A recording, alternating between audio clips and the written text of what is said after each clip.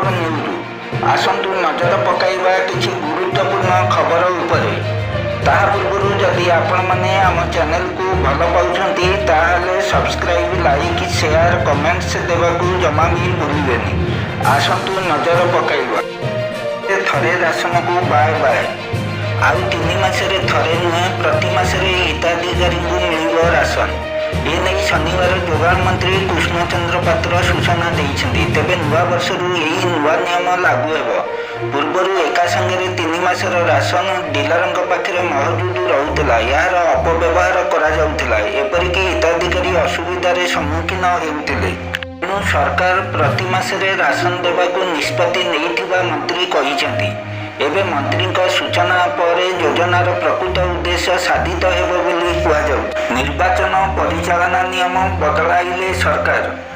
ଏଣିକି ଲୋକେ ଆଉ ଇଲେକ୍ଟ୍ରୋନିକ୍ସ ରେକର୍ଡ ମାଗିପାରିବେ ନାହିଁ। ସିସିଟିଭି ଫୁଟେଜର ଦୁରୁପଯୋଗ ରୋକିବାକୁ କେନ୍ଦ୍ର ଆଇନ ମନ୍ତ୍ରଣାଳୟ ଏଭଳି ପଦକ୍ଷେପ ନେଇଛି।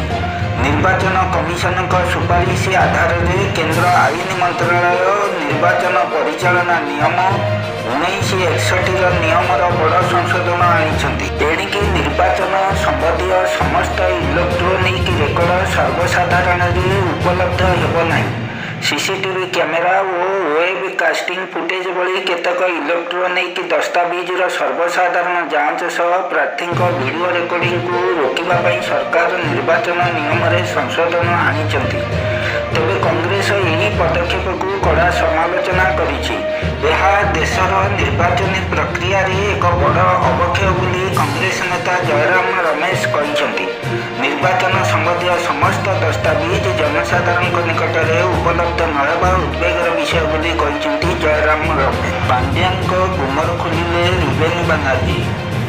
ରୁବେନ ବାନାର୍ଜୀଙ୍କ ପୁସ୍ତକକୁ ନେଇ ଚର୍ଚ୍ଚା। ବିଷ ଭରୁଥିଲେ ପାଣ୍ଡ୍ୟାନ। ବିଜେଡି ପରାଜୟର କାରଣ ଲେଖିଛନ୍ତି ରୁବେନ। ରୁବେନ ବାନାର୍ଜୀଙ୍କ ପୁସ୍ତକରେ ପାଣ୍ଡ୍ୟାନଙ୍କ ଗୁମର ପୁସ୍ତକରେ ସ୍ଥାନ ପାଇଛି ପାଣ୍ଡ୍ୟାନଙ୍କ ଆବିର୍ଭାବ ଓ ଦବଦବା। 2018 ପରେ ପାଣ୍ଡ୍ୟାନଙ୍କ ପ୍ରଭାବ ଅଧିକ ବଢ଼ିଥିଲା। ସରକାରଙ୍କୁ ନିଜ ଅକ୍ତିଆରକୁ ନେଇଥିଲେ ପାଣ୍ଡ୍ୟାନ। 2019ରେ ବିଜେଡିର ଇଲେକ୍ସନ ରୁମ୍ ପାଣ୍ଡ୍ୟାନ ହିଁ ମ୍ୟାନେଜ କରୁଥିଲେ। 2024ରେ ପାଣ୍ଡ୍ୟାନ ନିଜେ ପ୍ରଚାରରେ ବାହାରିଲେ।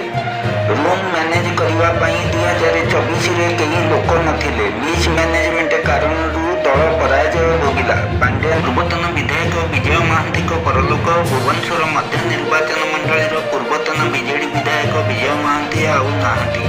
60 ବର୍ଷ ବୟସରେ ଆଜି ତାଙ୍କର ପରଲୋକ ହୋଇଛି। କିଛି ଦିନ ହେବ ସେ ହୃଦରୋଗ ଯୋଗୁଁ ଅସୁସ୍ଥ ଥିଲେ। ତାଙ୍କୁ ଚିକିତ୍ସା ପାଇଁ କ୍ୟାପିଟାଲ ହସ୍ପିଟାଲ ନିଆଯାଇଥିଲେ ବି ତାଙ୍କର ମୃତ୍ୟୁ ହୋଇସାରିଥିବା ଡାକ୍ତର ସୂଚନା ଦେଇଥିଲେ।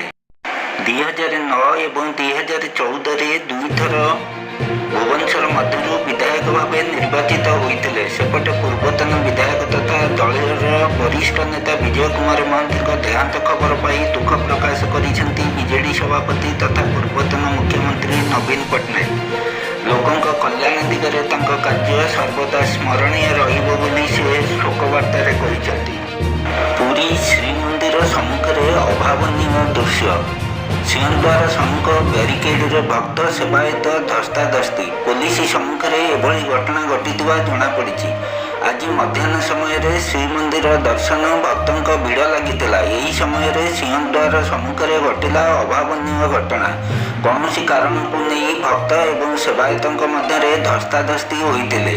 ଦର୍ଶନ ପାଇଁ ସିଂହଦ୍ୱାର ସମ୍ମୁଖ ବ୍ୟାରିକେଡରେ ପ୍ରବେଶ ଉଦ୍ୟମ ବେଳେ ଭକ୍ତଙ୍କ ସହ ସେବାୟତଙ୍କ ଠେଲାପେଲା। ପୋଲିସ ଘଟଣାସ୍ଥଳରେ ଥାଇ ମଧ୍ୟ ବିବାଦକୁ ଅଟକାଇ ପାରିନଥିଲେ। ମୁଖ୍ୟମନ୍ତ୍ରୀ ଶିକ୍ଷା ପୁରସ୍କାର ପାଇଁ ଆବେଦନ ଆରମ୍ଭ।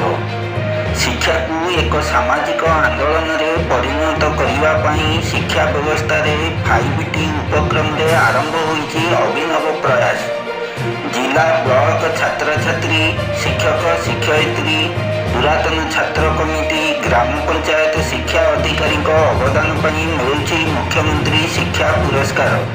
ତେବେ ମୁଖ୍ୟମନ୍ତ୍ରୀ ଶିକ୍ଷା ପୁରସ୍କାର ଲାଗି ଆବେଦନ ଆରମ୍ଭ ହୋଇଛି। ଏଥିରେ 7ଟି ବର୍ଗର ପୁରସ୍କାର ପ୍ରଦାନ କରାଯିବ।